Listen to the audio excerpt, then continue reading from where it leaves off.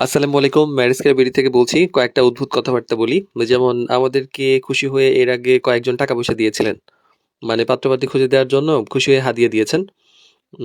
তারপর আর কোনো যোগাযোগ নেই। মানে আমরা বেশ কয়েকবার সিভি পাঠিয়েছি, যোগাযোগ করেছি। কোনো রেসপন্স নাই।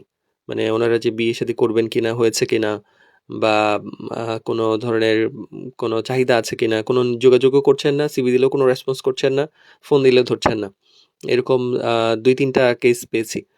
মানে যারা টাকা দিয়ে আমাদেরকে ঋণী করেছেন কিন্তু কোনো সার্ভিস নিচ্ছেন না। আরো ২-১ টা ঘটনা আছে। ধরেন আমরা তো জানেন যে শুরুতে কোনো টাকা পয়সা নেই না। মানে আমরা অনেকের জন্য অনেক কষ্ট করেছি। যারা কমিটমেন্ট করেছেন যে বিয়ে-শাদী হলে সার্টেন অ্যামাউন্ট বড় একটা অ্যামাউন্ট কথা বলেছেন দিবেন। তো ওনাদের জন্য ধরেন আমরা তো চেষ্টা করছি। মানে চেষ্টা তো সবার জন্যই কম বেশি করা হয়।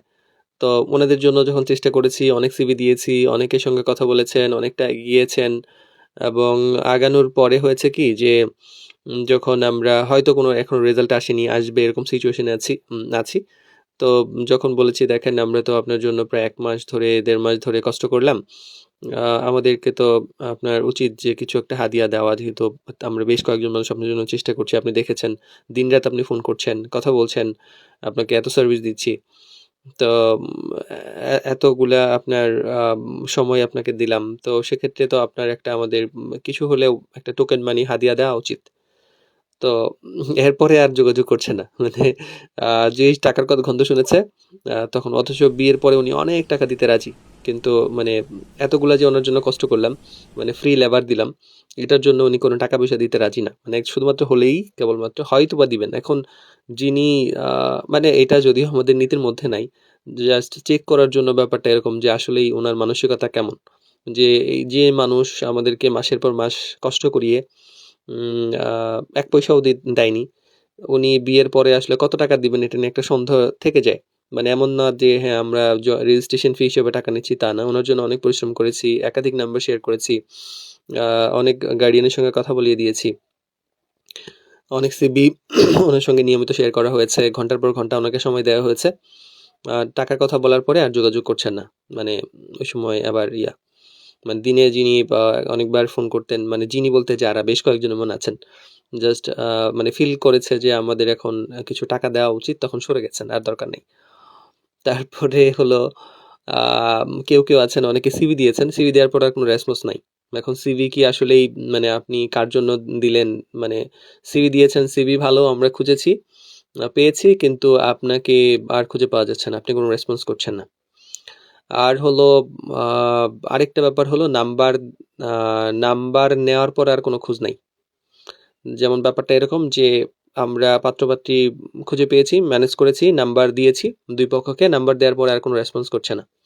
পাত্রপক্ষও না, পাত্রীপক্ষও না। আবার কেউ আছে যে শুধু পাত্রপক্ষ রেসপন্স করছে না বা পাত্রীপক্ষ রেসপন্স করছেন না। তো আমরা যোগাযোগ করার মানে আমরা ভদ্রভাবে যতটুকু সম্ভব যোগাযোগ করার চেষ্টা করছি। কিন্তু নাম্বার নেয়ার পরে যদি আপনি যোগাযোগ না করেন, রেসপন্স না করেন, এটা প্রতারণা হিসেবে ধরে নেওয়া হয়। তো যদি আমরা ফিল করি যে আপনি আমাদের সঙ্গে প্রতারণা করার চেষ্টা করছেন, তাহলে অবশ্যই আপনার বায়োডাটা ছবি সহ আমাদের ফেসবুকে আমরা পোস্ট করে দিব যে আপনি প্রতারক। যে আপনি মানে নাম্বার নিয়েছেন, নাম্বার নেওয়ার পরে রেসপন্স করছেন না। আমাদের এখানে সার্ভিস নেওয়ার কথা বলছেন, সার্ভিস নিয়েছেন কিন্তু সার্ভিস নিয়ে আমাদেরকে কোনো হাদিয়া বা পেমেন্ট করছেন না। সেক্ষেত্রে আমরা প্রতারক হিসেবে আপনাকে পরিচয় করায় দিব। মানে এইটা করতে হবে, আর না হলে আসলে মানে এইভাবে তো চলে না।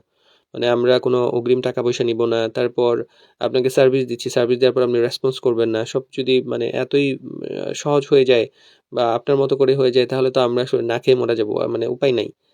তো সেক্ষেত্রে অবশ্যই নাম্বার নেওয়ার পর একটু চেষ্টা করবেন রেসপন্স করার জন্য। হ্যাঁ বা না যাই হোক জানাবেন এবং রিকোয়ারমেন্ট স্পেসিফিক জানাবেন। মানে ঘটনাটা এমন হয়, যখন সিভি দেন তখন দেওয়ার পর বলেন যে আমার কোনো ডিমান্ড নাই। আমার এমন হলেই হয়, অমন হলেই হয়, বা আপনি একটু সিভির সাথে মিলায়া দেন। যখন মিলায় দেই তখন দিতেই থাকি, এটা ভালো না, এই এলাকার ভালো না, ওই সমস্যা, এই সমস্যা, এইটা ভালো না, মানে নাক বুচা, নাক উঁচু লাগবে, তারপর গায়ের রং ভালো না, দাঁত উঁচা-নিচা, চুলে সমস্যা, মানে হিজাব পরে না।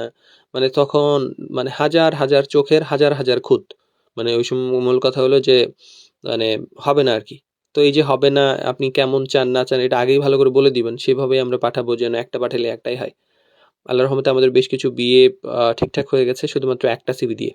মানে ২য় বার দেখে নাই। মানে এই ধরনের জেন্টলম্যানের সঙ্গে তো আসলে মানে খুব ভালো লাগে না? দেখেন একটা সিভি দিয়েছি, আমাদেরকে বিশ্বাস করে ওনাদের পছন্দ হয়ে গেছে এবং একটাতেই এগিয়েছেন এবং মোটামুটি বিয়েও কনফার্ম হয়ে গেছে।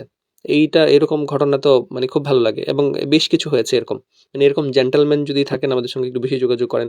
আর যাদের বেশি আসলে নাক টানাটানি মানে নাক উঁচা ভাব, একটু দয়া করে আমাদেরকে এভয়েড করবেন। কারণ দেখেন আমরা টাকা-পয়সা ছাড়া অনেক বেশি কষ্ট করতে পারি না। মানে আমরা চাই যে আপনি যা চেয়েছেন আমরা ১ টা ২ টাই দিব। বা যাই হোক যত সম্ভব মানে কম দিব। দেওয়ার পরে আপনার যদি আগ্রহ থাকে আপনি করবেন। আর যার আগ্রহ নাই ১০০০ টা দিলেও আগ্রহ নাই।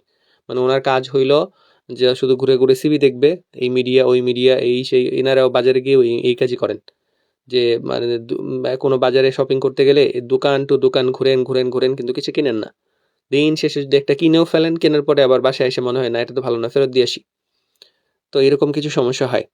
তো আমরা চাই যে এই ব্যাপারগুলো আমাদের সঙ্গে না ঘটুক। আমরা চাই যে একটু মানে ফ্রেশ মানুষ, ফ্রেশ মনের মানুষ যারা আল্লাহর উপর ভরসা করেন, যারা সত্যিকার অর্থেই মানে বিয়েটাকে ইবাদত মনে করেন এবং বিয়েটা আসলে ভালোর জন্য চান যে বিয়েটা হোক। মানে এই ছোটখাটো ব্যাপার নিয়ে আপনারা না করেন যে আপনারা কাহিনী না করেন। সেই ধরনের মানুষ দয়া করে আমাদের সঙ্গে যোগাযোগ করবেন। আমরাও একটু ভালোভাবে সার্ভিস দিতে চাই। আমরা একটু আপনারাও একটু ভালোভাবে সার্ভিস নেন। আমরা একটু মানে শান্তিতে সার্ভিস দিতে চাই।